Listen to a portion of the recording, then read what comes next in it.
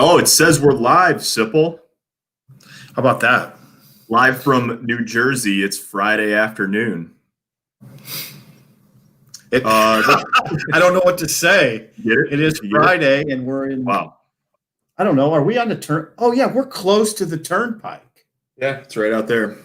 We are close to the New Jersey Turnpike, which Bruce Springsteen references often. There, I'm looking out at. You could get to New York via the turnpike right out our window. I was gonna say I'm in Newark, and little Steven's down in front of Woolworths trying out his attitude on all the cats. Papa's on the corner waiting for the bus. Navy, what's up, Navy? How you doing? Yeah, so Sipple and I are in New Jersey. We're in hotel rooms right now, just sort of oddly enough, just sort of biding the day before we head down to New Brunswick for a game. Tonight was originally obviously a 3 p.m. Central game between Nebraska and Rutgers. Now it's a night kick, 6:30 p.m. on the Big Ten Network. Simple, it's been sort of a long road this year, obviously. A lot of it not having to do with football. The offseason was an unprecedented one, and now suddenly sort of, it feels like a grind, and then the football part of it seems like it's flown by too. Here we are, it's December 18th, and we've reached the last scheduled week of the football season. Yeah, so we've gone 9 straight weeks. I know you would say, well, there was one where we didn't go, but in our world, we were going the Wisconsin week, right? It wasn't, I wouldn't characterize that as a bye week for our operation. So, right? So we've been it wasn't a bye week for Nebraska either. I mean, they're not really. The whole week, yeah. So we've been going 9 straight weeks. Nebraska's has been going 9 straight weeks. It has flown by. Yeah. I don't want it to end, Parker. There is a chance, I think, that if now, I don't know, how would you assess Nebraska's chances of playing next week if they were to win this game? Well, I think, okay, I'll put it this way. I don't think it matters. I mean, I think that they've got the opportunity to play next week or in a bowl game if they want one. And that's, I mean, the question is going to be, do they want one? And it might be different. I mean, I don't know. The answer to that question might be different depending on win or loss tonight. Whether that's true, we don't really know. You've heard some guys sort of make references to this being the last game of the season. Scott Frost said yesterday that Nebraska has told its sort of, top group, and not just it's too deep or something, 90 guys somewhere in there, the guys that they'd have suit up for a home game probably, to stick around, even the ones that didn't make the travel roster, because of the opportunity to play next week. It sounded to me when Frost talked yesterday like they're going to leave it up to the players, whether the players want to play or not. And those guys they've wanted to play this entire year. But, there's a real question about whether at the end of this slog, and these guys, a lot of them have been on campus basically since April, or at least since June, about whether they want to get on a plane again and go play again somewhere else, whether it's in Arizona or Charlotte or wherever next week. So we'll see on that, but we know they're playing tonight. New Jersey could change your mind about a lot of things, I think. To the positive or to the negative? Well, it depends on how you look at it. But we'll see. When you talk about the long slog, you could be talking about the season in general or the trip to New Jersey. So that's true enough. Yeah. Good afternoon, Javon says. What's up, Javon? Welcome in. Navy Thomas, Kirk Ferentz. Did you see that, Sipple? Ferentz tested positive for COVID today. Is that right? Yeah. So, but their game this weekend was canceled anyways. So they said he had to stay at home until the 27th, which I guess that probably won't. They're probably playing in a bowl that'll be on New Year's Day. So. Yeah, he'll probably do some interesting sort of virtual coaching. Apparently, I didn't see this, but apparently he was coughing a lot during his National Signing Day press conference. And then they said in the release today that he was asymptomatic, which I don't know how all that works. That seems like a symptom to me. Seems a little awkward to me, but life's weird with a Friday night game, James. Yeah, you got that right. This whole thing's been weird. What else is new? Jeffrey, Bon Jovi or Springsteen? Just kidding. Give me some optimism before the game. Well, the most optimistic thing I can say about that is it's Springsteen by a landslide. Yeah, definitely. And optimism in the form of the Vegas line, which the last I checked was Nebraska by 6.5. Yeah, there you go. Yeah, we'll see. We'll see what happens. It's gonna be an interesting one. GBR from Ogallala. Chris, what's up? How you doing? Ty says, listen to Pola Gates last night on Instagram. He said he was headed back home after the game. Is this the last game? Yeah, Ty. I mean, we just don't know. I mean, we'll see. Maybe they've made that decision. I don't think. I mean, I saw Ben Stilley put something on Twitter that indicated that this was his last game. But I mean, that these guys have taken this as basically a day-to-day approach this year too. I mean, those guys didn't know. We were talking about this week as a foregone conclusion after the game last week, and we heard players say like, yeah, I mean, we think we're going to play, but we don't even know. So I wouldn't maybe they know something that we don't know yet. That is definitely possible. But for the most part, I would at this point just not read too much into that. Nebraska is going to have an opportunity to play next week if it wants one. We don't know if they're going to want to do it. But between the number of Big Ten teams that may not play in a bowl game, and then also just the number of teams opting out in general, somebody somewhere is going to want any Power 5 team that wants to play in a bowl game. So if Nebraska wants to play, they're going to have a shot. What that looks like or whether they want to, we'll find out probably. I mean, maybe they'll say something about it after the game tonight, win or lose. More likely we'll find out, we'll find something out tomorrow or Sunday. Okay, we got good numbers in here, Sipple. Thank you guys for joining us. I know it's not when we normally do this, and I should say Husker Extra Live presented by Tom Dinsdale, Hyundai of Grand Island. Appreciate the sponsorship. They've been with us all year. Awesome. Rodrigo, what's up? What time is it down in your neck of the woods? Javon, how much will the weather impact this game? Well, it won't be the snow. Super nice here today, actually, 35, and it's overcast now, I would say, over the swamps of New Jersey.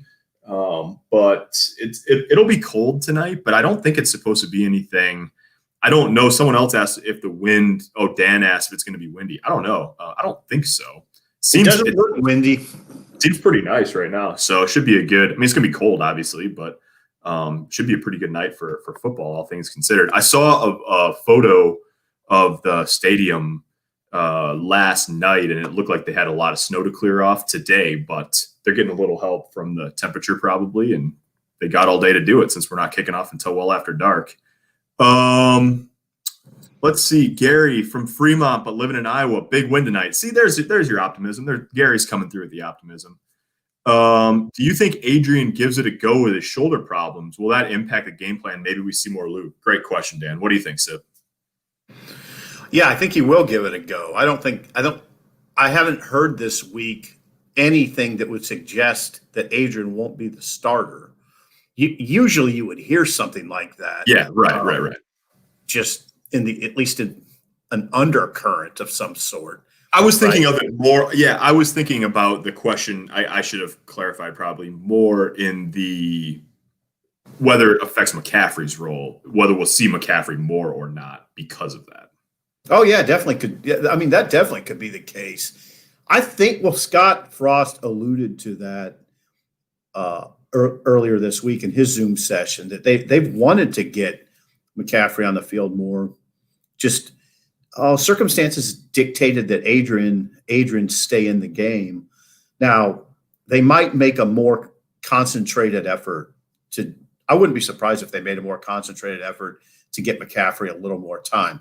But Parker, it can't be so awkward. You just don't know. You don't know how that will work out. Yeah. Yep. I mean, they play, against Iowa, they did the rotate, and it worked. It worked for the most part. And then against Minnesota, it was a little bit more of a scramble drill where Martinez, they were looking at his left hand, and McCaffrey went in there and he threw the pick. And, you don't want to base those decisions. This is going to sound weird, but you don't base those decisions entirely off of the results of 2 pass attempts, an incompletion and interception. You have to just go with the plan you think gives you the best chance of having some success. And they've obviously got to play better offensively than they did last week. Ty asked if we're up big tonight, do we put Smothers in? Yeah, Ty, we'll see. they really have not even really threatened to put Logan Smothers, the freshman, in a game so far.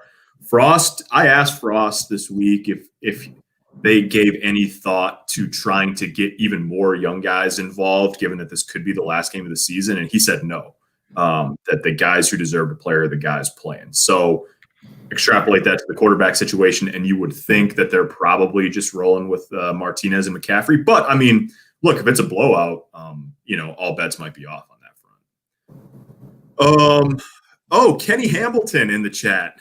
Ken! How come Parker is blowing away the field and picking games each week? Ken, I see my check cleared. Thank you for the question. Hey, Ken, what is that? He's got a 2-game lead, Hamilton. It's a 2-game lead. I don't think I need to do one. I'm making a one. I know I got him on 1 game this week. It's a 2-game lead. That's nothing. We got a lot. We got a lot of game left. I'm the reigning champ, and I'm leading so far this year. So really, all I have to do is just point out that it's always harder to defend a championship than it is to climb the mountain. But we're trying to climb it for a second straight year and a third time in 4 seasons here. So hello, Kenny. By the way, what's up, Ken? How you doing? We miss you. Yeah, no doubt. Good afternoon, guys. Jonathan says, "How about a little I formation in this cold weather?" Yeah. That would look good. It always okay. I'm not going to do it though, Parker. I'm not going to. Just do it. No. Just give in. Just give in to it. Come on. I'm not going to do it. Come on. No, Frost has his offense. He feels comfortable with his offense, and I'm not going to live in the past. There you go. James says, with it being 12 degrees in New Jersey, please run the ball. Yeah, I mean, we'll see. Is it going to be 12? It's actually warmer than that. Originally, the low temperature overnight tonight was going to be 8 degrees, which would mean that by 10:30 or 11 here on the East Coast, it would be pretty darn cold. I think it's actually going to be a little bit warmer than that tonight, probably in the 20s at kickoff. Let's see. Thoughts on Dickerson not signing with Minnesota give you hope that Nebraska has a chance. Ty with a recruiting question shortly after National Signing Day. Thank you, Ty. Yeah, I mean, I think the fact that Avante Dickerson, who, if you guys don't follow recruiting closely, 4-star defensive back from Omaha West Side, starred on both sides of the ball for the Warriors, who won the Class A state championship this year. I mean, clearly he wasn't comfortable pulling the trigger with Minnesota at this point. I mean, he committed in April, and he never even got to go up there. That's the thing. I mean, it's the same conversation as you could have with anybody. You could have the same conversation with Avante Dickerson about Minnesota as you could about Patrick Payton, who decommitted from Nebraska, and the Huskers. Like, you don't get to go to campus. It's hard when you don't see any of those guys to really build a relationship. So, yeah, I mean, I don't know what's going to happen with Avante. He hasn't done any interviews about it. So I don't think, I don't want to go too far in saying what is going to happen because we just don't know. But if you're Nebraska, obviously, I mean, it's still open, until he signs, it's open. And the fact that he was committed to Minnesota for a long time and didn't seem like he was entertaining other ideas through a lot of the process and then didn't sign, you got to figure that if you're Nebraska, that looks like an open door. So we'll see what happens. Signing. Parker, does he do interviews? He does not. He just doesn't do them. No, not really. He's been really quiet on the recruiting front. I mean, I talked to him really briefly after the state championship game, but not about recruiting. I talked to him about winning the state championship. So that's fine. But he's really tight with. He and Kobe Brett, who obviously signed with Nebraska on Wednesday, are super tight. So whether that makes a difference, I mean, maybe not. Well, Parker, wouldn't that make a difference? I mean, I think in this year it does. I mean, it always makes a difference to have relationships with guys on a team. But yeah, I mean, it's a lot different in the COVID year to have know a bunch of guys in one locker room and not really know many guys in another locker room. I mean, I just think that must play into kids. Maybe it doesn't, but if it were me, I think in this day, in this particular recruiting cycle, that might have more of an impact than it would normally. Who knows? Parker, I'm not saying it would be the difference, but it's got to be a difference. And by the way, Kobe Brett's, come on, that's a good one. I mean, I know he was lightly recruited for various circumstances, but he'll be a player in Nebraska. Yeah, he's a big time athlete. I thought what jumped out to me about signing day was that one of the things that jumped out to me was Frost was pretty. I mean, he was pretty dialed back in lavishing praise on players. Obviously, he spoke highly of the guys. It's the class they signed. They like the players they signed, but he said that Kobe Brett's his senior year was as good as any safety they watched on film, and that's not talking about in Nebraska. He's talking about period. So, well, wouldn't you agree that me and Frost both have an incredible eye for talent? Yeah. I mean, I think you are more of the Gil Brandt type. All right, we always got to go to the ageism stuff. All right, go ahead. Keep rolling. Yeah, and one note on that, with Dickerson or with anybody else, really, the signing period's technically open through tonight. So, I'd be surprised, I guess, if that happened. But like, once today passes, then the next opportunity to sign is in February. Minus 3 hours compared with Lincoln, so minus 4 hours. Rodrigo down in South America. Dodge City, Kansas, come back to the Big 12. Man, Jim, I was thinking about the 2021 season for some reason. Dodge City, Kansas. Dodge City, Kansas on the way to Brazil. On the way to Brazil, that's between Lincoln and Brazil. So I don't know why I was thinking about this, Sipple, but I guess just because spring ball, we'll see when that starts, probably a little bit later than normal this year. But it's interesting. I mean, that 2021 season, I know people are wondering about the Ireland game and all of that, and we have plenty of time to talk about next year. But I just glanced at that schedule the other day, and remember, there's a trip to Norman in there. It's going to be fun. Oh, God, yes. You'll enjoy that, Parker. Ben says no reason to lose. There you go, Ben. That's a good attitude to have. Since it's going to be very cold, do you think it'd be smart to run? Yeah, I think, Mr. Raj, we talked about that a little bit. Ball control going to be important today. Sean, I've not seen anything about Noah Vedral's status, a final word on whether he's available tonight. I think Greg Schiano said earlier in the week that's going to be a game time decision. Apparently, he did say that. Yeah. Navy, thank you. Appreciate that. Great show today. Laura, do you attribute Martinez's accuracy issues to him not feeling like he can settle in and throw due to the O-line not giving him consistent time? To some degree, Laura. There are a couple that he missed where he did have time. There's a couple he missed where he was pressured. The one thing I wonder, I do, in this last game in particular against Minnesota, I do wonder about the shoulder. Frost said he missed a day of practice because of it, and then at one point he got up and he was shaking it out like he was the week previous against Purdue. And from that point on, from the time that he had a long run, he got up, he was working it. And then Michael Severe, actually, from the radio guy in Omaha, said that he had tallied it up and he went 5 of 13 after that. Obviously, he was only 3 of 11 in the second half. So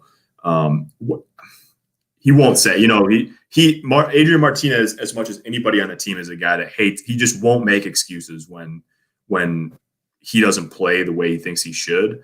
But you can't help but wonder if his shoulder had something to do with the accuracy, because he's missed some throws this year, but we've not really seen him miss throws like he did last week as many times as he did last week so far this season. Accuracy issues. What's his completion percentage this year? Well, that's what I'm saying. It's like they haven't thrown the ball down the field much at all, but he's completing 70% of his passes, and then he went 3 of 11 and a half. It just didn't look right. I guess that's what I would say. What I'm saying, it's a layered discussion because he's completing 70%. 70% doesn't suggest accuracy issues, but as you wrote today, Nebraska's longest downfield throw is 37 yards. Yep. And he's missed some. He's missed some guys. The passing game discussion is complex. It's inherently complex. It's why I like to run the ball, because it's simpler. That's why I like a good running team, because there's so much that has to go right to be an effective passing team. I just sort of disagree with that. Like, throwing the ball is easier than it's ever been in 2020. And because you like Aaron Rodgers and it looks easy. And because quarterback numbers are at an all-time high at pretty much every level of competition. But yeah, Aaron Rodgers. You're right. Now, why isn't Nebraska included in that conversation? Right. Yeah, I think it's a fair question. And the passing game, I'll give you this, the passing game gets more complicated tonight when you've got 3 freshmen in the starting lineup on the offensive line against a veteran Rutgers front 7. I mean, you're talking about 6 or 7 seniors in the front 7 for Rutgers, and they've got 3 of the top 10 guys in tackles for loss on their defensive line in the Big Ten. So 3 of the top 10 guys. 3 of the top 10 guys in the Big Ten in TFLs. That's something to remember. One of their linebackers, you'll know the one when you watch the game tonight because it's the one whose name I just have absolutely no chance of being able to pronounce. Has 99 tackles on the year. So was a candidate. He's a candidate for Big Ten Defensive Player of the Year. GBR from Washington, D.C. What's up, Gil? Any word on the running back stable? Injuries have been persistent, sending 2 or 7 to scramble. Yeah, we'll see about the running backs, Gil. Dedrick Mills is on the trip. Saw him in the social media video that Nebraska put out. Sevion Morrison, Ramir Johnson. Be interesting to see if Ramir Johnson's got a little pep in his step this week. He's from out here. He played his high school ball in New Jersey. He's from Brooklyn, which is just like that way. So yeah, we'll see if he's got the good vibes around his hometown. But I think it's the same group it's been. We'll see if Marvin Scott can get involved this week. He hasn't been much the past couple of weeks, so we'll be interesting to see what they can do on the ground. Yeah, hey, Ramir can just stay home after this game, maybe. Yeah. They're not playing in a bowl game. We're not playing in a bowl game because Ramir wanted to just stay on the East Coast after the game. Yeah. Is it too early to speculate on whether there'll be a new quarterback on the field next season? Javon, I mean, it's probably too early to speculate, but that won't stop people from doing it. Jim, live in St. Mary's, Georgia, from Humboldt, Nebraska. Well, thanks for joining us, Jim. Will Chinander call more pressure against Vedral and hopefully less zone coverage because Vedral will pick us apart? Well, we don't know. Just to be clear to the people that maybe just are joining, it's not clear whether Noah Vedral will play at all. Yeah. Shiano did say in his press conference that the decision will be made later in the week and maybe at game time. Yeah. I don't know. My prediction is no Noah Vedral tonight. Yeah. And then to your pressure question, Jim, it's interesting. So Eric Chinander talked about this tonight, or not tonight, obviously, on Tuesday. He was talking about third downs in particular. And this system, the 3-4, and they've really actually sort of they're not a true 3-4 system. They've played even maybe as much as odd or even more this year. But one of the things that they want to do in sub situations and in third downs, pass rush situations is disguise. I mean, everyone wants to disguise to some degree, but Chinander was talking about how much more comfortable his guys are playing in the system and understanding how different looks play off of each other. And like on third downs, a lot of times what you show is the opposite or not what you actually do post snap. So they want to show coverage and bring 5 or show pressure and bail out. And then the other thing he said is, they're getting more comfortable playing man coverage behind that on third down. The issue with that is if you're going to play man on third down, and you're going to bring pressure and play man behind it, you have to get to the quarterback because guys you can't expect guys to hold up in man coverage for 5 or 6 seconds. So they've got to get to the quarterback. If anybody will tell you that if you want to bring, on third down, if you want to play man behind your pass rush on third down, you have to get to the quarterback. And then you also have to account for the quarterback being able to run, so it'll be interesting. If Vedral can't go, Archer Sikowski's not a big run threat. They've got another guy, Johnny Langan, who's sort of a run first type of quarterback. So it'll depend on if Vedral plays, and then it'll depend on if they feel like they can really get after the quarterback. Johnny Langan may have been named after a great blues musician. I wonder about that sometimes. Maybe you'll get a chance. You could jump in the Zoom if he plays. You could jump in. Yeah. We won't have anything else to do at 11 o'clock tonight. If I completely lose my marbles, I'll do that. Smothers, maybe. Bradley, yeah, we talked about that a little earlier. We'll see. With so many teams, yeah, Larry, we talked about the bowl situation too. Sorry, you guys are awesome. You got a lot of comments in here, so we're way behind on them. We'll see about the bowl opportunity. He does have an I formation package. Yes, he does. When the new left tackle, that's Turner Corcoran, Dave, allows Adrian Martinez to get crushed from the blind side, will make his confidence pass the ball even worse. Yeah, we'll see. They like Turner Corcoran. Turner Corcoran is really excited to get the opportunity to start tonight. He's a big-time player, so we'll see. Huge storyline tonight. That's a big storyline, Parker. Yep. A true freshman coming out to New Jersey and making his first career start at left tackle. Nebraska with tackles, a redshirt freshman on the right side, a true freshman on the left, against a team that, as you have pointed out, and we should emphasize, is in the backfield as much as anybody in the Big Ten. It's a huge job for those guys. Yep. Do we have Ty asked a good question. Do we have a fullback on the roster? Ty, not in name. But the closest thing Nebraska has to a fullback is probably Chris Hickman at this point. He's sort of a move tight end receiver. He's in the game. He's sort of a package player in run situations this year. That's been his role. So he's as close as they've got to a fullback. But they use him, Austin Allen, Trevor. I mean, they use all their tight ends in sort of an H-back role at some point or another. Will Luke Reimer be available tonight? Good question, Brian. Don't know for sure. I think so. Yeah, it seems like he's got a chance. Yeah, I've heard that I think he's good to go. Don't be surprised if he's in the starting lineup. There you go. Nick Henrich played pretty well in Reimer's place last week, had 9 tackles, played more snaps last week than he probably played in his career before that. So they're in decent shape at inside linebacker with Reimer, Honus, and Nick Henrich, even after the injury to Colin Miller. GBR from Savannah, Georgia. Thanks for joining us, Nikki. Anytime we ran the I formation last year, a blight only a few times it was successful. Jim, yeah, that Ohio State drive, but then they fumbled at the end of it, if I remember that right. No, they threw an interception. Oh, interception. That's right. Yep. Overthrew it to a 5'8" receiver into the waiting arms of Jeffrey Okuda. Who was laying? Was that the one where he's laying on the ground? Yeah. I like how you mentioned the size of the receiver there. Do you have a preference on your skill position players in terms of size? Difference? Like, do you between bigger or smaller? Is there one that you have a 6'3" receiver on that route? It's probably not going into the arms of Jeffrey Okuda. Yeah. Hey, Stephen Parker, what's up, Brian? How you doing?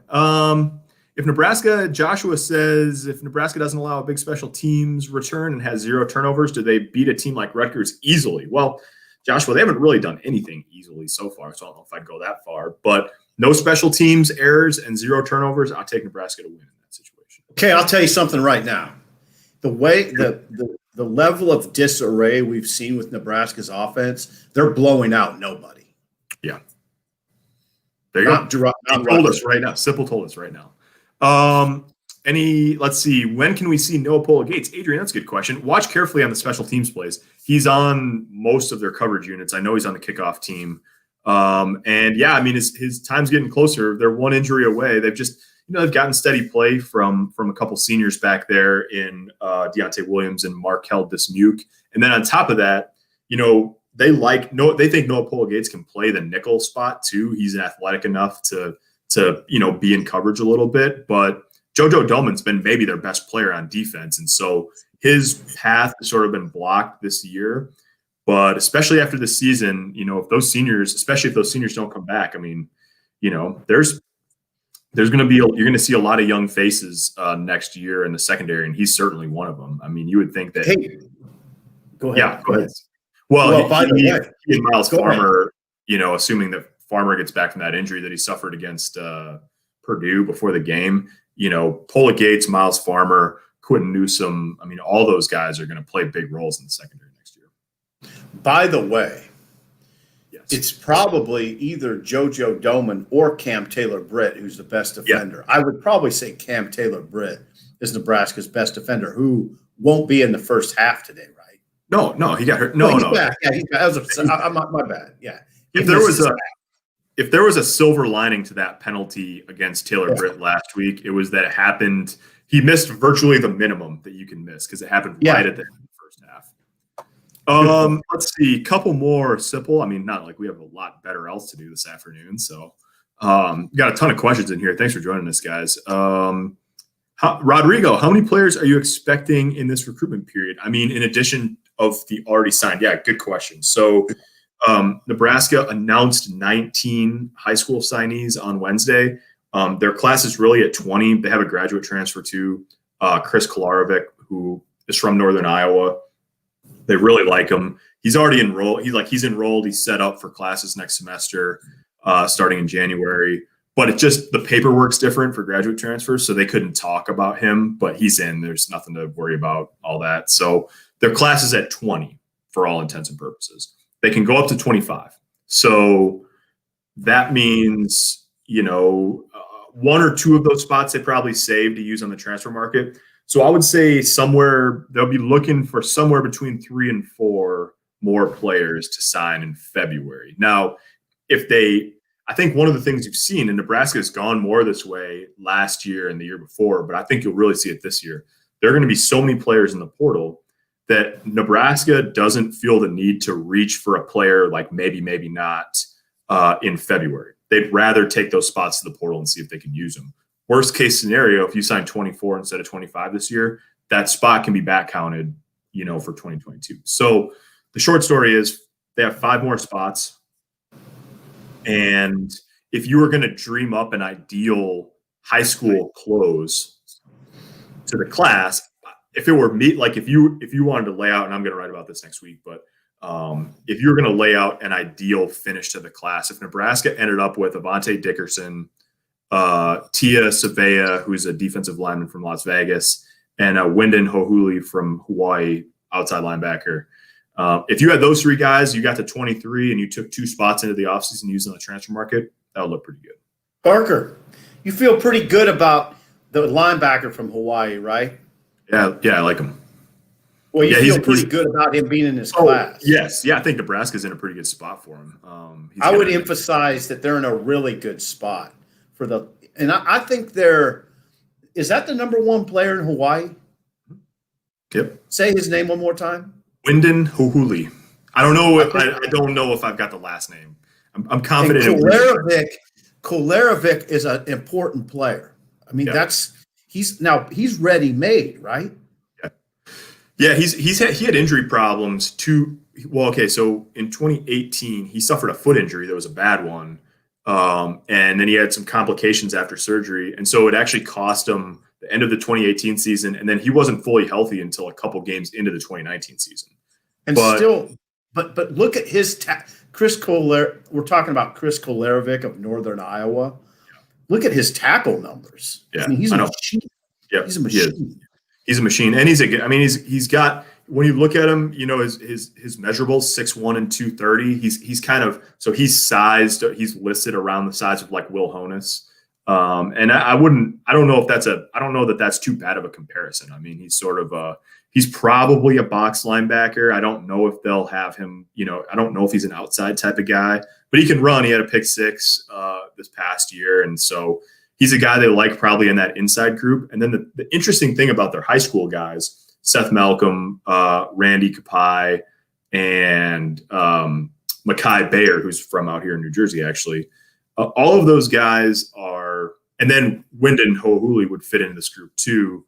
That they're recruited as inside linebackers, but all 4 of them have the length to place them on the edge too, depending on how they grow. So it's a versatile class. Let's see. Good question, Rodrigo. Kim says, I think people underestimate how much work there is in this program. I still believe in Frost, and it shows in his recruiting class, especially with the new linemen coming in this class, big linemen in this class, like literally large human beings. One thing I think you can't underestimate is Frost, I think, has taken a pretty hard line now in the program. That people have to do things right or they're not going to see the field. Right. I mean, I think he's in some ways patient, but in some ways he's just determined we're going to do it this way, and if you don't like it, then you don't belong here. Yeah. Now that can have ramifications, but he's counting on it he's counting on it in the long term. But you know what else can have ramifications, Sipple? I mean, we hear that a lot, right? Like, well, what if they run off guys? what else can have ramifications if you have players in your program that don't do what they're supposed to do? It has ramifications if you have recruits who come in their freshman year and they don't go to practice. Right. Then you lose. Yeah, then you lose. And then they leave, and it's like, what did the staff do wrong? Well, then you got the wrong guy in the first place. So, that part of the conversation always, like, if a guy doesn't want to be in your program, he doesn't do any good, no matter how talented he is. So you got to find guys who want to be in your program. With the eligibility rule, Ty says, good question. Could have Adrian 2 more years, Luke 3, some others 4. What makes another quarterback want to commit? Ty, it's actually it'll be 4. Theoretically, it could be 4 for McCaffrey and 5 for some others. So after this year, so what would make another quarterback want to commit essentially is just that's the situation that everybody in the country's in. These recruiting classes 20 and 21 are going to get stacked on top of each other. And that probably is felt a little more acutely in the quarterback room because you only can play one. It's one thing to have a bunch of receivers that are, technically freshmen or whatever. It's a little different for quarterbacks, but same deal in every program in the country. So yeah, isn't it hard? Like, if you're a quarterback, wouldn't it be hard to go find a place where the coach would say, you know what, you're probably going to be our starter? I mean, yeah. Where does that place exist? And what's interesting is there's a lot of quarterbacks already in the portal. There's a lot of players in the portal in general, but there's a lot of quarterbacks in the portal. And I don't know, not all of those guys are going to end up just, walking into a position where they have a great chance to be the starter. So it's going to be interesting. It's going to be a really interesting and sort of bizarre offseason on that front. There's so many players in the portal. There's not that many scholarships to go around. With the way the rules are structured right now, it's going to be a weird offseason on that front. Please don't throw any sideways passes, Mr. Raj says. Well, it's part of the offense. They consider that part of the run game. It worked there for a couple of weeks. It did not work all that well last week. Let's see. Will players be motivated for this game against Rutgers? Do they even have bulletin board material? They had, I don't know, DeWiz. We'll see. The motivation probably going to be clear pretty early in the game if both teams are locked in and want to be there. Well, it's a really interesting question because I've seen Nebraska be, for the most part this year, a motivated team. Yeah, it's always a matter of degrees, right? Yeah. This team hasn't laid down at all compared to the last year of Riley. The last year of Riley, which you saw, Parker, I did. The team laid down. It quit. You haven't seen that. Right. Now, did they have the sort of fire against Minnesota that you kind of liked? I didn't think they played with a very hard edge. But I didn't think they laid down in that game. Right. They just played like crap. They just played bad, yeah. And not you might even say they played like shit. Whoa. Mr. Dinsdale, I apologize on behalf of Someone yesterday on Twitter was talking about the over-under on S-bomb. So I'm not going to tell you what it was because I don't want to influence any, just recreationally speaking, anybody who might have put a couple chips on it or something. But, still a bowl chance, Michael. Yeah, we talked about that earlier. Definitely they're going to have an opportunity to play. I think they're going to have an opportunity to play beyond this week if they want one. Question's going to be, is that what they want to do? Gabe Irvin is a running back who just signed. Yeah, Robert, that's right. And he's a mid-year. Sipple, I had to double check my math on this, but I'm pretty sure that outside of Greg Bell, I'm pretty sure that Gabe Irvin is the first high school running back that has signed with Nebraska since Scott Frost has been the coach. That's a mid-year enrollee. Is that right? Yeah, he's going to be on campus. Last year, both Marvin Scott and Savion Morrison were summer guys. Dedrick Mills, even as a junior college guy, didn't get here until May or June. Maurice Washington didn't get to campus until the season started, basically. Ronald Tompkins was a summer guy. So, Ramir Johnson was a summer guy, too, because he ran track his senior year, I'm pretty sure. So, Gabe Irvin is going to have – look, beyond Dedrick Mills, that room's wide open. and he's going to be on campus a month from now. So he's going to have every opportunity to compete for carries in that room, just like the rest of those young guys are. Laura, so do we not run the ball well because of the holes and the blocking at the second level aren't there?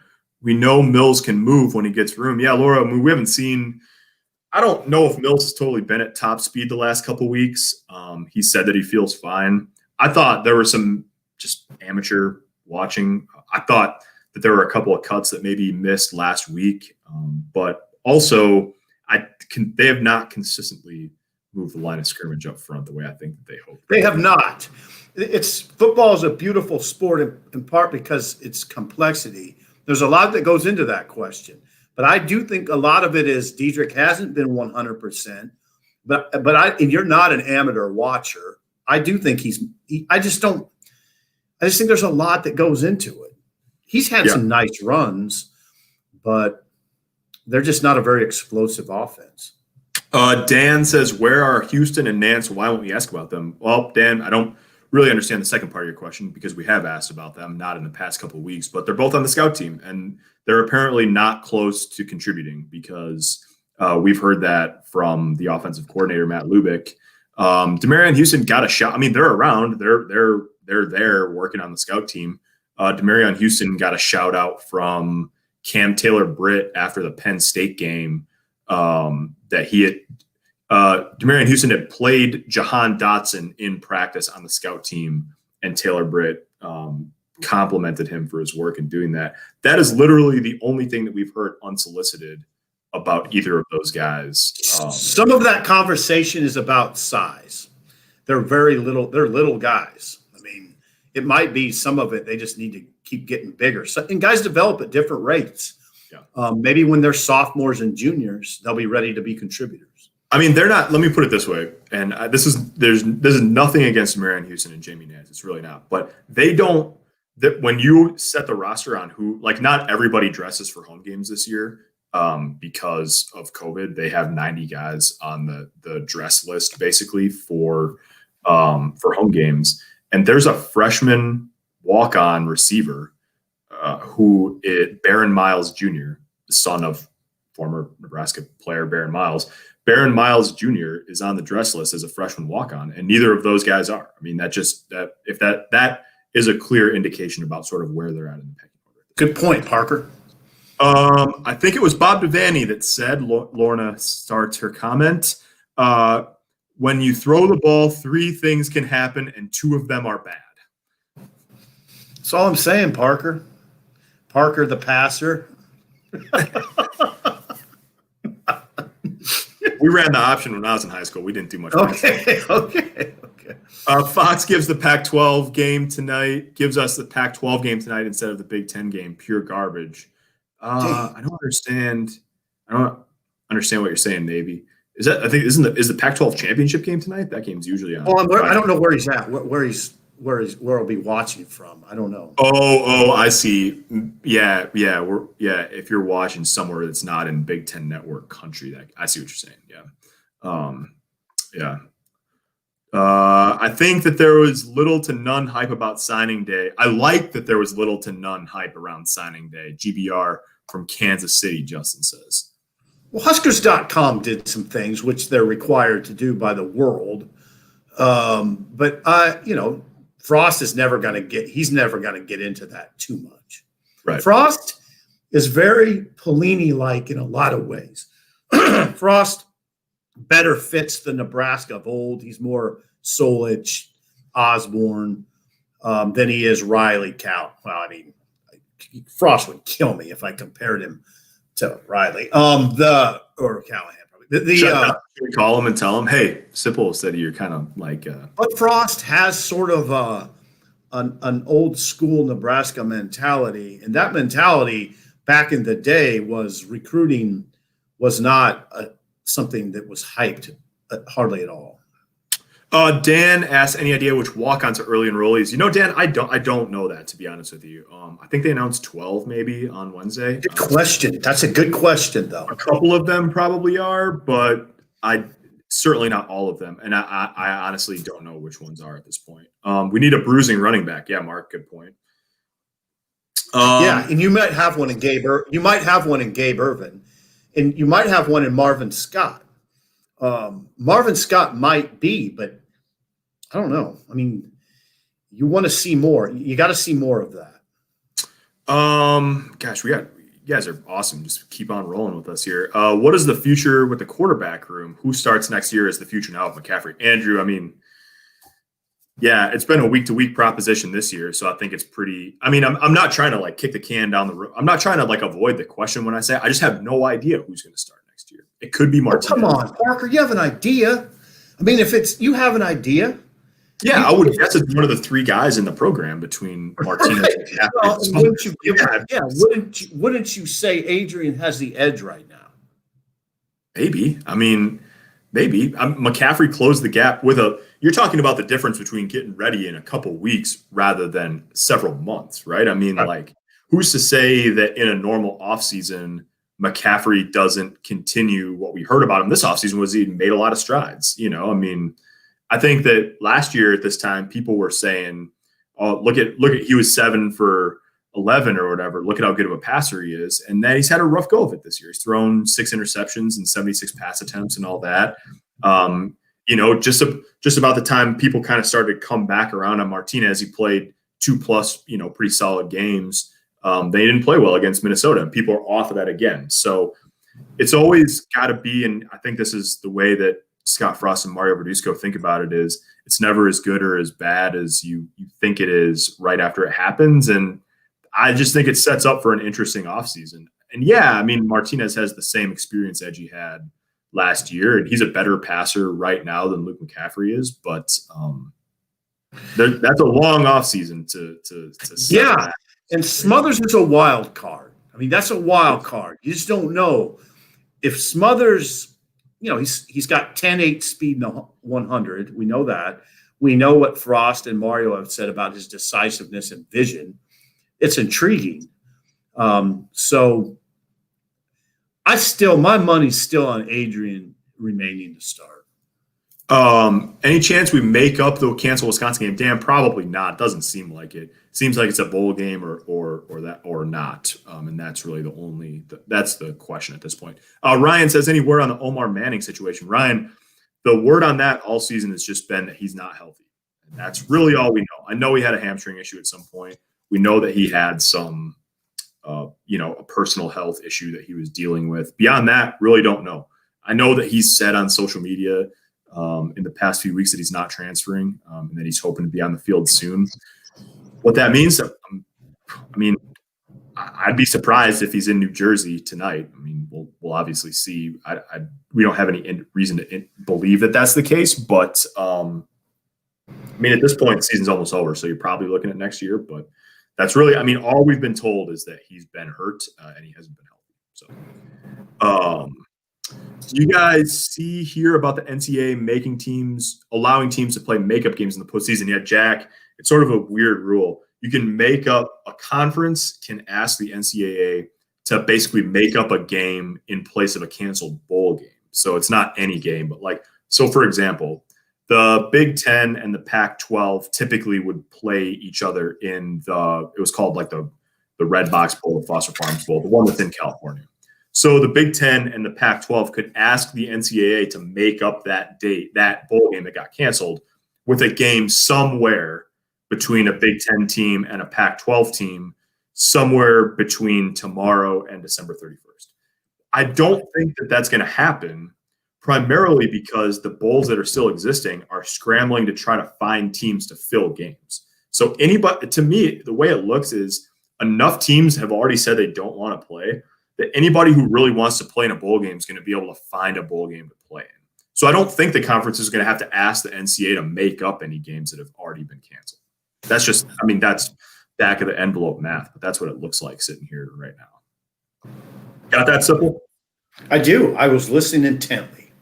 3 more recruits, few 4-star, 0 5-star types flop out again. Navy, if you're expecting Nebraska to reel in classes like Ohio State and Clemson at this point, it's crazy. They're just not going to do it. I wouldn't say that class is a flop out class at all. I would not characterize it that way. In fact, I think it's the sort of class that you've come to expect from Nebraska. You just have to hope that Nebraska has that their recruiters are good identifiers of sort of under the radar players. And I think there's some in there that would fit that category.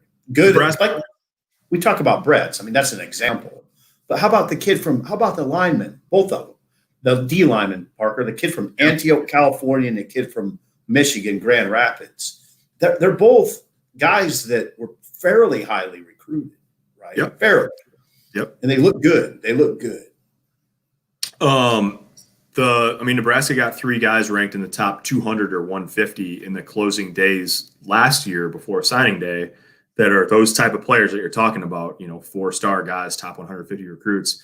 They were Jaden Francois, Marcus Fleming, and Keyshawn Green, none of whom are still in the program, a year later. So what good that didn't do any good.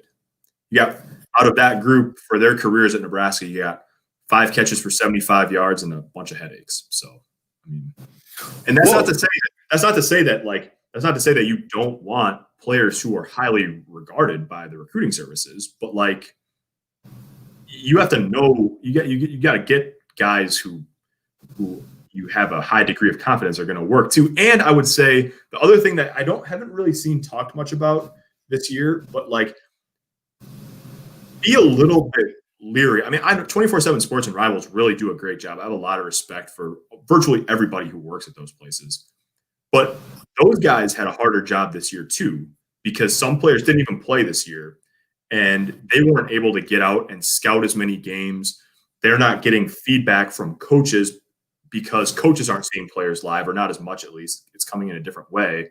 And so I'll be curious to see if the ratings are as accurate this year as they have been in the past, for the simple fact that, the pandemic affects everything, including your national 24/7 guys' ability to get out and see as many players as many times as you want. I think the best way to approach it, as far as the recruiting services go, is to use it as a data point, not the end-all, be-all in assessments of a team and its recruiting. It's just a data point. And I'm not, and I don't diminish the importance of that data point, but it's just that, it's a data point. Mr. Raj says, where's Jackson Hanna? Why no playing time? Yeah, he's been in a little on special teams, I think, this year. He's a redshirt freshman. He's in the next line now at the inside linebacker group with Garrett Snodgrass. Snodgrass been a little bit ahead of him, has played a little bit. But he's been on the travel roster the past couple of weeks, so he's definitely in the mix.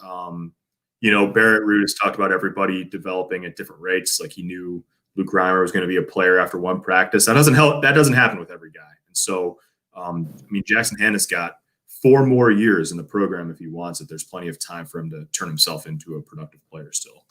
A couple more, and then we'll get out of here. Let's see. Oh, my gosh, we got so many comments in here, Sipple. Lubick comment about Corcoran starting at LT or moving some people around. Could we see Banks at LT and Corcoran at left guard too? Dan, that seems unlikely just because Piper's been their – let's see. Yeah, Piper's been their guy at left guard all year. The thing that I wouldn't be totally shocked by is if you see Corcoran and Banks at left tackle at some point during the game, but we'll see how that goes. Love watching you guys from Michigan. Thanks, Katie. That's nice of you. Ryan Held doesn't seem to develop running backs well. Seems like Frost should move him to a recruiting role and get a new running back coach. Dave, Frost went pretty far out of his way on Wednesday to talk about how difficult the development arc for young guys is this year in particular. But they have not found a running back who's been a consistent week in, week out, year in, year out guy so far. And that's problematic. Wouldn't you give Held credit for a lot of the credit for Ozigbo's rise, though? Absolutely. Yeah, Ozigbo had a big senior year, and I think Held had plenty to do with that. Yeah. Sean asked a really good question. Do we get those spots back when players go in the transfer portal? No, Sean, you don't. You have room on your 85-man scholarship limit, but you do not. You can sign a maximum of 25 scholarship players per year, and that 25, it includes high school players and transfers alike. So that's part of the reason why there's all this conversation, and it's real. It's true. if you read something about how there's more players in the portal than there are spots to go to, that's because you don't get those scholarships back when a player goes in the portal. So like Nebraska, if 10 guys transfer from Nebraska and you've got 5 spots that you can use here for the rest of the recruiting cycle, then think about if every program in the country or most programs in the country are in that boat too, where programs want to sign high school players. They're signing as close to a full class of high school players they can. And then every offseason, a bunch of guys are transferring out. You don't get those spots to make up back when a guy goes in the portal. So as the portal has been in existence for longer, it's been over 2 years now. I think it went into effect October of 2018. Like, there are way more players in the transfer portal looking for a new school than there are scholarship spots available at those schools. And right now, schools are like, why would I take a guy? Like, again, it's nothing against Ronald Delancey, but how many programs out there in the country right now are going to say, we want Ronald Delancey over a guy who's kind of like him, who's a high school senior, that we can still recruit? I mean, it's a situation where kids, I think, they're really rolling the dice if you put your name in the transfer portal at this point. And I'll be interested over the next few months if we see more and more players recognize that and maybe think twice about, jumping ship. Parker, that sounds like an article you should write. I will. You just sort of wrote it. Yeah, I wrote about it some last week at some point, or a couple weeks ago. But yeah, it's definitely. I mean, it's one of the major issues in college football. It's a great article. Great article for the next week or so. I'll get right on it. Maybe I'll have time on deadline tonight to rip one out quick. First night game of the year. It's going to be a little bit of a wild ride. First night game of the year for Nebraska. So it's our first time back in the short deadline. We'll be fine. We'll be fine. They just need to stay focused and finish. There you go, Keith. If we could, that's what you need to do, Parker. That's what you need to do. That's what I'm going to do. I'm going to be live tonight. Stay focused and finish. If we could run the ball, we would be down the field, be more open. Yes, Mark, absolutely. I mean, yeah. And it goes the other way too. If you could throw the ball down the field more, you would loosen up defenses. I like the first part though, Parker. If we could run the ball. There you go. That's going to be the title of your book someday. Got here late. I think if we get a bowl game, we should take it. What are your thoughts? Yeah, Chris, it's a good question. What was the comment? I think if we get a bowl game, we should take it. Oh, hallelujah to that. I absolutely think that. But it's got to be the players. If it's got to be, this topic is about the players. That's what it's about. GBR from Arkansas. Thanks, Jade, for joining us. Great. Will you see quarterback under center considering the weather conditions? We haven't seen that hardly at all, Gary, so I'd be surprised. Did see it last week, interestingly. Yeah, for one play. That's right. Yeah. Trick. It was an attempted little tomfoolery, wasn't it? Yeah, I think so. Yeah. Any idea what seniors are going to return next year? Tanner, don't really know, except for it seems like Connor Culp will be back. But besides that, we do not know yet. The Big Ten kicker of the year, Connor Culp. That's right. The Big Ten kicker of the year. That's right. Michael says, I'm catching this live for the first time. Well, thanks for joining us, Michael. See the middle of the we day. appreciate everybody. Thanks, everybody, for taking a part of your day. And Dan, we'll close it out with this. Best O-line, Banks, Corcoran, Juergens, Piper, Benhart. That would be suggesting flipping Piper to right guard, sticking Turner Corcoran in there, and having Matt Farniok not play. Farniok's a captain, and they like the way he's played. I know he's struggled at times, and he's made a couple of mistakes that have come in big moments. I'm just telling you what the coaching staff says, which is they love his leadership. And I think that aspect of it probably becomes even more important in a game like this where you've got a bunch of young guys out there. So anyways, we'll see what happens with that. I wouldn't be surprised if you see Brant Banks at some point tonight. I don't know if that'll happen, but they could. And then one for the road, Pat Sanjamino chimes in at 1:00 as we get to an hour here and says, one thing I think the hotel room artwork in Piscataway appears to be first class. Pat, nice to hear from you, Sanji. It is, you know what? I'd say first class. Yeah.